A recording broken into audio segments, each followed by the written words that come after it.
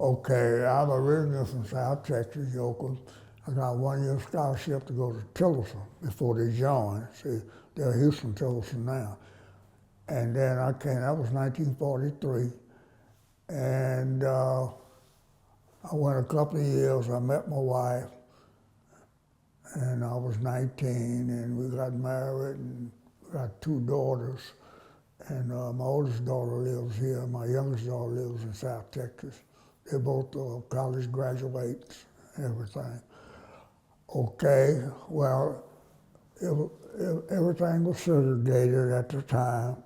So, but we, as families, we learned how to work, and we learned how to read, write, arithmetic, and once of all, learned about manners. Good morning, good evening, how are you? Thank you. We learned that. And then, but jobs were very difficult to get, very difficult. So I used to wash dishes, shine shoes, and eventually, during the war years, everybody was going to the military, and I finally moved up to waiting tables. And you didn't have no salary, you made tips. And so I did that until a friend of mine introduced me that I want to be a firefighter. I said, no. He said, do you really want to be a firefighter? Before he asked again, I was down there signing up. And that was a good thing that happened to me. It was first three black firefighters, Willie Ray Davis, Nathaniel Kenridge, and Roy D. Green. And a year later, I was signed. And we were stationed on the east side on Lydia Street. I don't know whether any of y'all know about Guadalupe Church. Well, we were right in there south of 11th Street. And Austin was a very small town. There was no industry. It was the capital of Texas, University of Texas, and places like that. But that meant nothing to me, you, and other places. Eventually, things began to open up. And so if you had the education and the demeanor, you could get those jobs. And that's how I was able to get a job.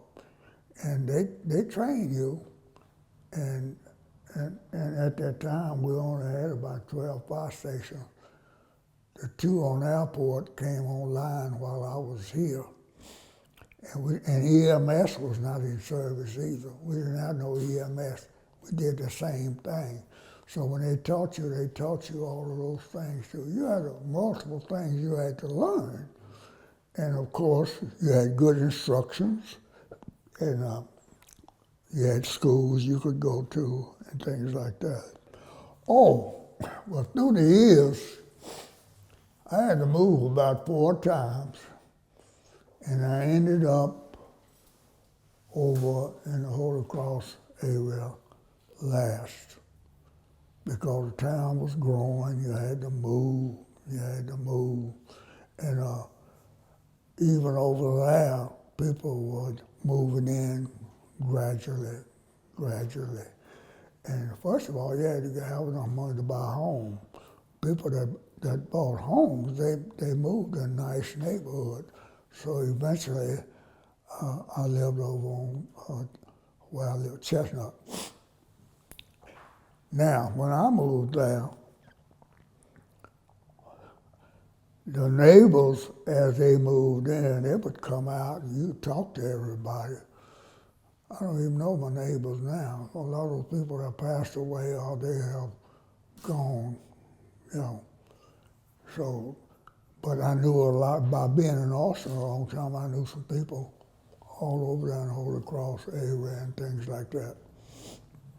Well, they were normal. Everybody was working hard, very nice people. And it was just a little closed neighborhood area there, like most places. And People were nice. Later on, a lot of professional people moved into the area, teachers and people coming back from the military, they got jobs and things like that. Now, when I came here, there was not a lot of Hispanic people here. From South Texas, where I was, people would come from Mexico and work and go back. Then, then later on, they would move in, their families and their kids would go to school, and everything is altogether different now. But where I live, there were Hispanic people. There was one young man on the city council, and the only thing I tell everybody, I say, man, I wish I had learned Spanish. I learned the other words rather than the other. But I always had a good conversation with anyone that would talk. The neighborhood was great. Holy Cross was great. It's a normal neighborhood. People were working, and some of them, if they got enough money, they built beautiful homes there. And they raised kids. And but a lot of professional people lived in the area, you know, because they're the only one that could get a home. It's very difficult to get a loan to get a home in Austin. And still, if you don't have the money or you don't have the, you can't get a place to stay anywhere. But that area has been a beautiful area since I remember. And you mentioned that today you don't really know your neighbors as well as you did back in the day. How has the neighborhood changed over time that you've seen, that you've lived there? Well, it's younger, mostly white, and very few blacks. That has nothing to do about them being white because they just work. They stay indoors. They just don't come out. See, when I first moved out, everybody would go out in the yards and talk to each other. I had a garden. I cut my own lawn and washed my own cars, and I walked to work. I didn't have any transportation, so in a sense, you knew everybody. But now that everybody has moved in, you don't know anybody. I don't ever see anybody working all the time. So one gentleman next door, his daughter lives next door, and he's very nice. We have a long conversation. The ones that talk to you, they're nice. Nothing wrong. Nothing wrong with the neighborhood. The neighborhood's nice. And what was it like? So obviously you were the first as black fireman and also fire inspector. What was it like from your experience? What was it like to serve your community in Austin? Oh, the whole where it is now? I guess when you were working as a fire inspector. Oh, when I was there, someone would move in. Everybody would introduce themselves. One or two people I knew on Maple Street, where I live. Well, that was 19th Street instead of Martin Luther King. So I live on Chestnut. I live where 20th Street runs into Chestnut. So that whole area was known as Holy Cross, you know. I don't know whether my kids they were born in Holy Cross or not. I'm not sure. But the neighborhood was nice. It was nice. But it's just that people just don't talk to each other that much anymore like they used to. You don't see them. They're indoors. They're not outdoors like they used to be. Your kids used to be out there. The dog would be out there and everything. Back in the day for Roger Washington Holy Cross, what were some of the challenges, or what were some of the challenges that y'all faced as a community? In that area? In that neighborhood, yeah. Oh, well, first of all, was to get enough money to buy a home. If you bought the home, the neighborhood was nice, and everybody would see that, and as soon as they would get something, they would move in the neighborhood, and everybody was nice. Then later on, people began to move out. I know very few people in the area now, very few people. Even where I live on Chestnut, there were 6 houses there from Martin Luther King to 20th. I knew all the people, I don't know nobody.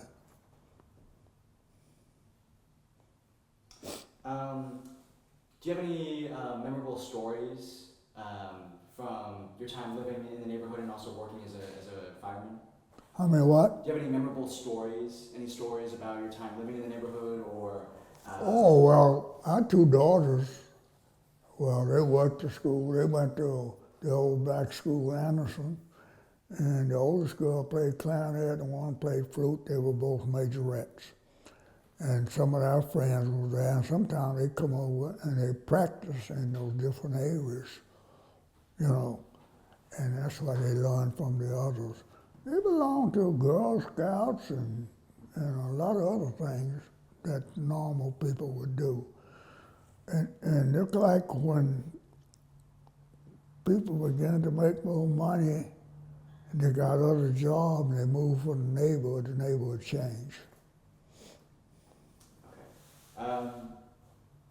Are there any local traditions or customs that y'all have passed down from time to time? So any traditions that y'all had when you first moved in that you passed on to your daughters, or to any customs that you passed down to your daughters or the next generation of people living there? Oh yeah, some of the teachers, we had next door neighbors, she taught at Blackshill. Her husband, he just worked odd jobs. Then another one, 2 of the people were professionals. Most people that lived there were professional people. They had pretty decent jobs. Either that most of the time, most of them, their wives worked. There was about 3 of them taught in the school system. A lot of the men just worked like odd jobs. I was kind of unusual by the type of work that I did.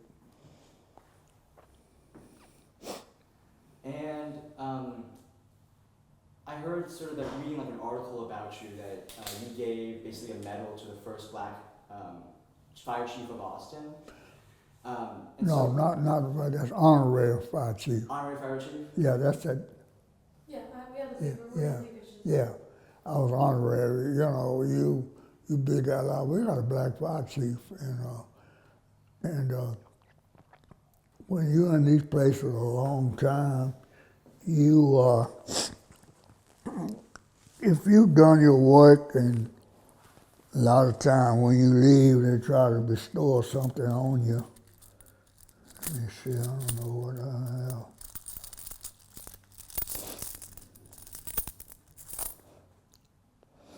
have. That's the black fire chief. I just talked to him the other day.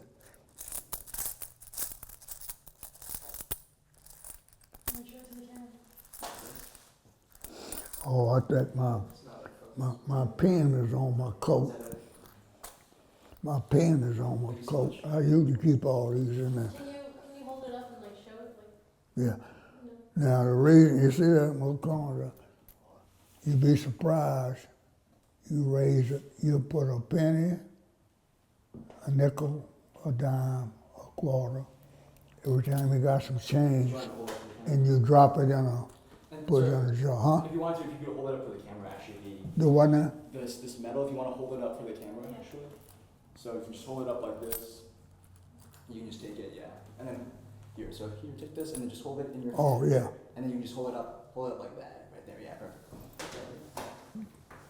All those people, you can meet them, they're nice. See, it used to be you couldn't, We're good. huh? You can put it You can down. set it down. You're good. Thank you. But see, it used to be, you couldn't converse with most of the other people. They didn't have the time or they didn't bother me.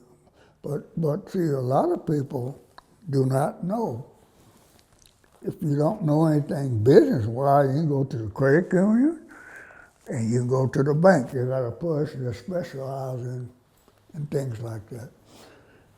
Because the people in the bank or in a large number of something, they can't really help you. These people have their own offices and they can tell you any kind of information that you need to know. One thing, you have to be prepared. One thing, you have to be able to read. And you have to, well, we used to know our timetable and stuff, but you have to know something on math. And you have to have good manners, and you got to have good work ethics. And if you follow those things quite a bit, you have less problem. People that have problems, they don't follow those things. It's just like the neighborhood there, as it grew and grew and grew and grew. They were okay. But see, I was over on the Chestnut side between Martin Luther King and 20th Street. That's about 6 houses. On the Maple, I knew Dr. Marshall and some of the one or two others that were professional. I met them. People were scattered out around, but it was always a nice neighborhood. Holy Cross was always nice. And you said that most of the people living there were professionals? Well, most of them were. Were there any other firefighters, or were you the only one? Huh? Were you the only firefighter there, or were there other firefighters in the neighborhood? No one else was there because you didn't have that many. It was a long time before they hired any more people after me. And of course now you have women, a lot of Hispanic, are in these jobs. If a person is prepared, you can get a job. They can't hold you back on nothing. They used to could hold you back because of that. Not anymore. And so you're talking about being held back. What were some ways that you were held back, or that you felt you were held back when you were working as a fireman? Well, first of all, being black was one. And there's still a lot of racism. Not as much as it used to be, but it's still some. And then you got to have some liberal people in there that are willing to move you along. Women always had a hard time, but that's changing too. And what has it been like to kind of see that change over time, from your time working as a fireman now, seeing that change in the workforce? What has that been like to see that kind of progress? Well, I see a few more people, and the requirements are a little different. See, a lot of those early guys, they hadn't even finished high school. They were just joined up, and then they went and finished high school. But later on, they required you to have 1 year of college, and then once you stay in there to learn all that information, you had to get 2 years of college. That's different. And do you have any specific memories of your time working as a fireman? Any specific memories of your time working as a fireman or fire inspector? Do you have any specific memories that stick out to you?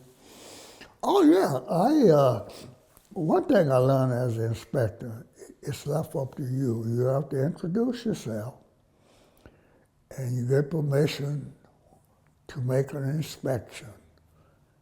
And you check the thing you're supposed to check as a fire inspector. The only problem you would have resistance-wise is that, like the door was locked, or the exit light was not on, or they didn't know how to use the fire extinguisher. See, they were supposed to be trained in that. Somebody was not doing that job. See. And the people that do their jobs, we didn't have any problem. It's the one that was coming along. These other people thought they knew more than you did, which they didn't, because we had gone a little bit further than they did. It's a very technical job. You got a lot of things you got to learn. You got to be able to do them just like that. The biggest thing I remember, I don't know whether you're familiar with Martin Luther King going east.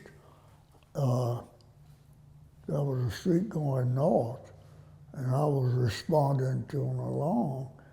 And this Comel and Martin Luther King, this guy hit his accelerator instead of his brakes. And he told the fire truck, I don't even know why I'm still here. Got the truck wet and hit a tree halfway down the block. Some areas we were turned down, you know. That was because of stupidity. They didn't know. Just like in these restaurants and things, we are able to eat now and few other things we're able to do. That was a no-no. And that hadn't been open too long. There's still a lot of problems out there. You can make everything much better if you go as a person and you are not a person that's controversial or something like that. Just like I'm talking to you. There was a lot of other things that I really forgot that was kind of bad, but that was through ignorance of these particular people. You go to places they wouldn't let you in, or you couldn't do this. The movie theaters, they had one east called the Harlem Theater. You went there, and they had the Rich Theater on 6th Street. You had to go to the second floor. And once all those things got settled, everything got good. But before then, it was terrible, terrible, inconvenient. You know, you bring your kids along and somebody else, and you're not raggedy and dirty, you're mountable, hello, and all that, and they turn you down. That's kind of tough. But all in all, I've seen Austin change quite a bit. And over there in the neighborhood you're talking about, it has changed too, because of the type of clientele the people got in. People, you didn't have no money to buy a home, and if you had the money, it probably wasn't enough, or the people just wouldn't sell you a home. That's the way it was. That's the only reason why you didn't have more people. Excuse me. I'm just trying to think. Some of that stuff comes back. Some of it is negative I don't want to talk about. But the positive things I always love to talk about. I love people. We had the kids at the fire station on Lydia. Kids used to come by, and we were younger, and they played football, basketball, pitch washers, and things like that. But on the other shift, they get up early to keep from eating with the other guys. These were two white guys.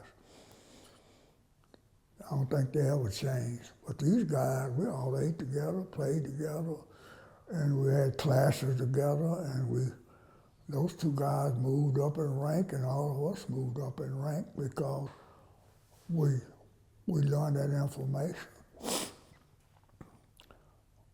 But I found out if you a person of good character, you work, you don't get yourself in trouble, or you, like,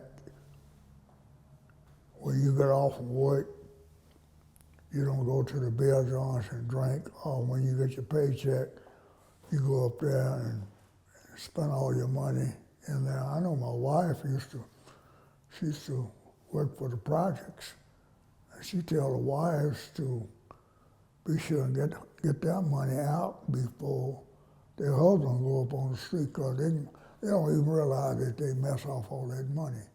And then when the bills come in, they don't have no money to pay. See? But things are nice. I can't complain. Can't complain. So were there any particular people that you remember in the neighborhood that stuck out to you, or that you had, I guess, good interactions with? They're interacted with. That you I don't know, that you talked with, or that were helpful to you in the neighborhood? Well, just like I said, the street runs north and south. I'm on the east side. In between, well, we said Martin Luther King to 20th Street, it runs into there. Excuse me. There was some professional people there. I used to work with the ladies. Hubby, he used to wait tables, and he used to teach over, she used to taught over the black shift. There was another lady, she taught home economics for the state. All these were people that lived in that area, they were professional people. So we could always interact with each other. There was no problem. Maple, Singleton, Cedar, yeah. They were nice people. I just didn't. That was too far for me to walk. Yeah, they were nice people. The kids, when they were small, they used to come by, just like they on our shift, they'd come by there. We have a lot of fun with them. A lot of them have grown up, and they've done well. They've done well. Because we didn't let them, we always try to keep them out of trouble and taught them how to be nice. And they were. They were nice. And what are some of the things that they've accomplished? You're talking about the kids. The kids did well. You what? The kids did well. You said the kids from the neighborhood did well. What were some of the things that they went on to accomplish? Well, a lot of them played in the band. A lot of them finished high school. If you finish high school, a lot of the people they went to college. And everybody had a job. Everybody worked, because I don't see how people that existed, people that don't work. And you didn't make no whole lot of money, but you could move around pretty good. Later on, people were able to get a vehicle. That was very different. You didn't have too many people with cars. We walked to the bus stop. Y'all probably don't walk, y'all probably got cars. Oh, well, they came up in the area on the west side. If you're not familiar with Clarksville, it's kind of like, it was like a ghetto-like thing. It was past the old white schools. And they had to come way over here to Anderson High. Some of them caught the bus, some of them walked. And they were very, very sharp. And he got his degree, and he worked in the Atlanta area for a long time. And he worked locally for a lot of things here, too. Dr. Marshall, he was involved. He and I used to run a golf tournament for Houston Tulsa. Yeah, he was a good golfer. Well, he used to caddy. See, a lot of those guys carry those bags, and they made money. That's called caddying. I never did that. And I'm just curious, in the neighborhood itself, were there any community centers or like churches that y'all would go to meet each other? Which church did he go? He went to Ebenezer. I went to Greater Mount Zion. They're all Baptist churches. And he was very active. I'm not as active as I used to be, but he was very active in the church and the family and everything. I think all these kids were real smart too. I don't know how many he had, But that's his wife that brought me here. She's very nice. She's an active boy. She's very active. Well, that's what people did. They worked. They went to school, and some of them was lucky enough to go to college, and some of them was lucky enough to get a grant. I know my youngest daughter in South Texas, she got a grant. She went to the University of Houston. She got a grant. She got a master's. But you got to have somebody to put that money up. You know, education is very expensive, very expensive. Because I don't think I would have gone if I hadn't was down on a scholarship. Yeah. But they were a well-known family, Dr. General Marshall, what's his name. But that school is right up from Morris Williams Golf Course, north, about 5 blocks up. Beautiful school. It's a middle school. And you were talking about the church. How important was church or churches to Roger Washington, Holy Cross neighborhood? Oh, all those churches were very important for people's life. A lot of people went to Baptists and Methodists, and quite a few people went to the Holiness Church. Yeah. Yeah. They were all active. All the churches were very active in the community. And what did they do in the community? Huh? What did the churches do in the community? Oh, Greater Mount Zion. I went to Greater Mount Zion. I'll tell you what I like. They always had good choirs. The minister always had some important message to give. Some of them don't. And I like for hear a good message. And the people that don't understand, they have a head deacon that gets up and review the pastor's message. Most churches do that. Like the blind, they have somebody to do that. Then they have somebody to do it where the average person didn't get the information. No, they're very important.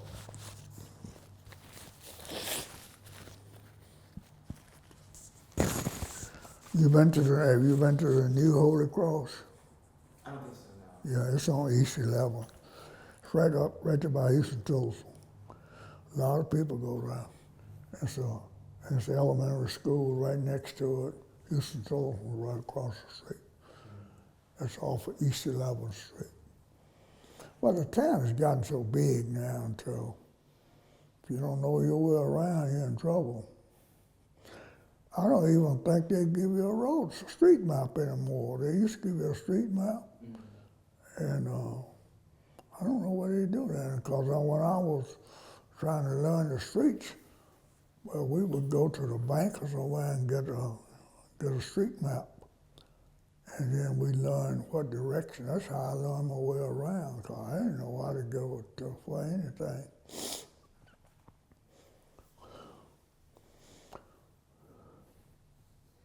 And one thing you talked about as well were the challenges that y'all faced.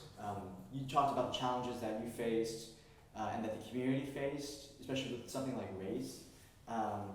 What was it like to live in a time period where you did have racial segregation, you know, not just in Austin, but across the U.S.? Oh, when I was growing up? Mm-hmm. Oh, well, everything was segregated, but there was a lot of Hispanics in the area because we wasn't that far from the border. And we had nice people, very nice, and we played. That's why I say I wish I could have learned the right language. I learned the wrong language.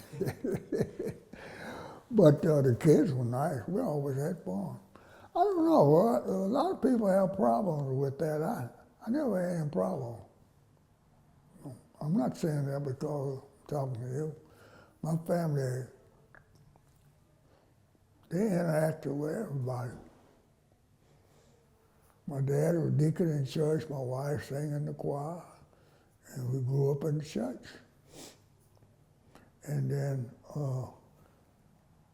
long years ago, you interacted with whatever you could. And when integration started, then you started interacting with some, the other people. Okay, alrighty. And I guess how looking back sort of at your time living in the neighborhood, how do you want the neighborhood to be remembered going forwards? Oh, from where I came from? Or from how do you want Roger Washington? Oh, right here, yeah. How do you want that to be remembered?